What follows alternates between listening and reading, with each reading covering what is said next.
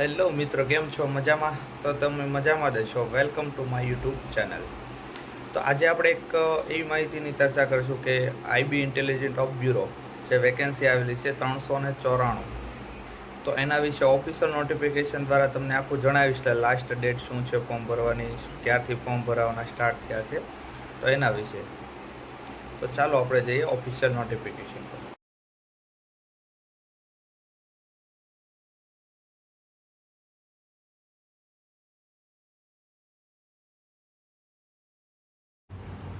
Hello મિત્રો, કેમ છો? મજામાં? તો તમે મજામાં જ છો. તો આજે આપણે ફરી વાર પાછો એક વિડીયો લઈને આવી ગયા છે. તો તેમાં તમને એક આઈબી ઇન્ટેલિજન્ટ બ્યુરોમાં એક વેકેન્સી આવેલી છે. 394 ટોટલ વેકેન્સી આપવામાં આવેલી છે. તો એના વિશે પૂરી માહિતી લઈને આવ્યો છું. તો આ છે એનું ઓફિશિયલ નોટિફિકેશન. તો તમને નોટિફિકેશન ઉપરથી તમને ટોટલ માહિતી જણાવીશ. મિત્રો, આ જે તે હું માહિતી આપતો હોય છે ઓફિશિયલ નોટિફિકેશન આધારિત હોય છે. જે તે એની વેબસાઇટ ઉપરથી આખું નોટિફિકેશન ડાઉનલોડ કરીને એની માહિતી હું ટોટલ આપતો હોય છે. તો પ્રોપર આપણે આ જોઈ લો, intelligent bureau, ministry of home affairs, government of India. આ છે એનું ઓફિશિયલ નોટિફિકેશન. તો આપણે તો પહેલાં તો એમાં general central service group C non gazette non મિનિસ્ટ્રીયલની પોસ્ટ છે, જુનિયર ઇન્ટેલિજન્ટ ઓફિસર્સ. એમાં પે સેલ્સ પહેલાં વાત કરીએ તો 25,500થી 81,100 સુધીનો પગાર તમારો રહેવાનો છે. અને અલગ અલગ એલાઉન્સ અને જે તે ગવર્મેન્ટ ભથ્થા તમને મળવાપાત્ર હોય, ટોટલ મળવાપાત્ર છે. એમાં જનરલમાં 157, ઈડબ્લ્યુએસમાં 32, ઓબીસીમાં 117, એસસીમાં 60, એસસીમાં 28, ટોટલ 394 વેકેન્સી આપવામાં આવેલી છે.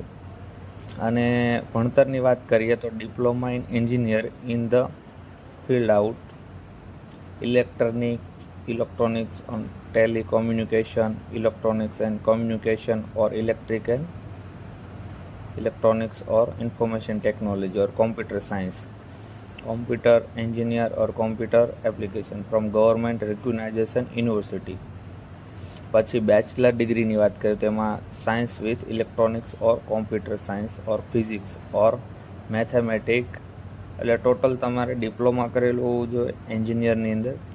આજે ઇલેક્ટ્રોનિક્સ એની જેટલા આમાં સબ્જેક્ટ દર્શાવ્યા છે આમાંની અંદરથી તમે પાસ આઉટ કરેલું હોવું જોઈએ. બેચલર ડિગ્રીની અંદર વાત કરીએ તો કોમ્પ્યુટર એપ્લિકેશન, ગવર્મેન્ટ રિકગ્નાઇઝેશન યુનિવર્સિટી. આ ટોટલ તમારી પાસે એનો ભણતર ક્રાઇટેરિયા હોવો જોઈએ. એજ લિમિટની વાત કરીએ તો 18થી 27 વર્ષની એજ હોવી જોઈએ. અને ટોટલ તમને જે છૂટ મળવા પાત્ર છે એ નીચે મુજબ દર્શાવેલી છે કે કેમાં કેટલી છૂટ મળવા પાત્ર છે. એસસી એસટીને 5 વર્ષની છૂટ મળવા પાત્ર છે, 27ને 5 32 વર્ષ. અને ઓબીસીને 3 યર્સની છૂટ મળવા પાત્ર છે એજ રિલેક્શન ટોટલ. તો તેનું તમારે નીચે આ વિડીયો પોઝ કરીને તમે જોઈ શકો છો. નીચે તમને ઇન્ફોર્મેશન ટોટલ વાત કરીએ કે શું છે. નીચે સ્ક્રોલ ડાઉન કરું તો એક્ઝામિનેશનની અંદર તમારે online exam of objective type MCQના 100 માર્કનું ક્વેશ્ચન પેપર રહેશે. એમાં જનરલ એબિલિટી 25% અને 75% કોમ્યુનિકેશન સબ્જેક્ટ. નેગેટિવ માર્કિંગની 1.4 માર્કિંગ ઇચ સાચા માર્ક પર. 100 ક્વેશ્ચન રહેશે ને 2 કલાકનો ટાઈમ રહેશે. પછી તમારે સ્કિલ ટેસ્ટ આપવાની રહેશે ને 30 માર્કની રહેશે. અને ઇન્ટરવ્યૂ આપવાનું રહેશે, એ 20 માર્કનું ઇન્ટરવ્યૂ રહેશે. એક્ઝામ સેન્ટરની વાત કરીએ તો ઓલ ઓવર ઇન્ડિયાની અંદર બધા સેન્ટર આપવામાં આવેલા છે. ઓલ ઓવર ઇન્ડિયામાં ઓલ સ્ટેટની અંદર, ઓલ ડિસ્ટ્રિક્ટની અંદર તમારે આ જોઈ શકો છો. તો આપણે ગુજરાતની વાત કરીએ તો ગુજરાતમાં અમદાવાદ, ગાંધીનગર, આણંદ, મહેસાણા, રાજકોટ, સુરત, વડોદરા આ બધા સેન્ટર એને આપવામાં આવેલા છે એક્ઝામ સેન્ટર.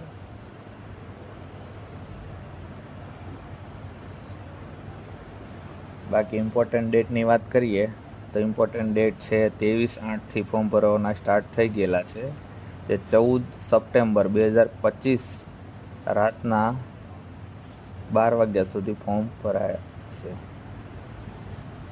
અને ટોટલ તમારે અંદર ફી ભરવાની છે એની તારીખ છે 16/9.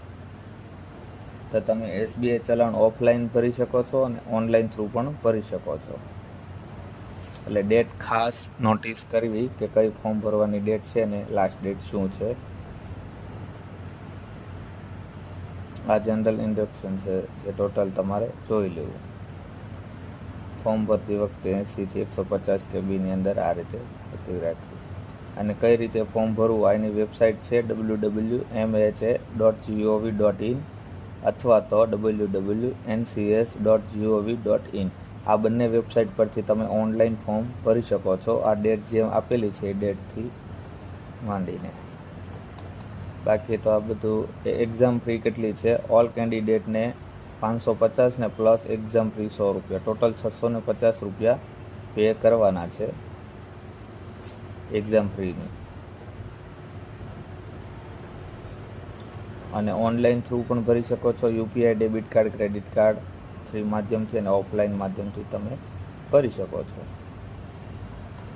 તો આ હતી આખી નોટિફિકેશન. આ છે બધી જનરલ એની ઇન્ફોર્મેશન આપવામાં આવેલી છે. બાકી તો એમાં લાગુ પડતું હોય તમારે જોઈ લેવું. ટોટલ તમને મેઇન ઇન્ફોર્મેશન હતી, કારણ કે PDF તો બહુ મોટી હોય છે, 21 પેજની હતી આખી. બાકી નોર્મલી તમને આપી દીધી છે. 394 વેકેન્સી આપવામાં આવેલી છે. તો એની ખાસ નોંધ લેવી ને ટાઈમસર તમારે ફોર્મ ભરી દેવું.